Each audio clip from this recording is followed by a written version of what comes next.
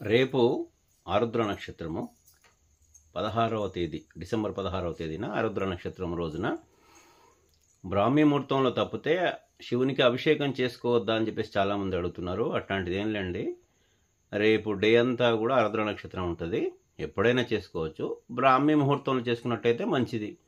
అది వీలు కాకపోతే డే అంతా కూడా చేసుకోవచ్చు. డేలో వీలు కాకపోతే ఈవినింగ్ కూడా చేసుకోవచ్చు. ప్రదోష కాలంలో కూడా చాలా మంచిది. ఆరుద్ర నక్షత్రంలో మనం శివునికి విశేష పూజలు చేసుకోవచ్చు, శివునికి అభిషేకం చేసుకోవచ్చు.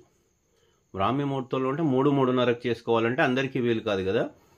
మీరు ఈ సోషల్ మీడియా వచ్చినాక ఈ విచిత్రాలని చేస్తున్నారు, కానీ ఇదివరకటి కాలంలో ఎట్లా చేసినో అట్లనే చేసుకోవాలంతే.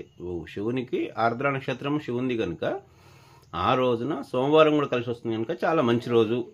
తెల్లవారుజామున చేసుకునే వీలైన వాళ్ళు చేసుకోండి.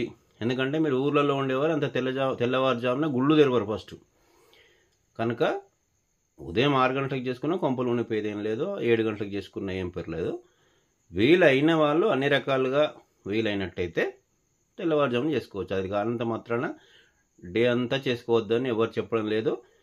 డే అంతా చేసుకోవచ్చు.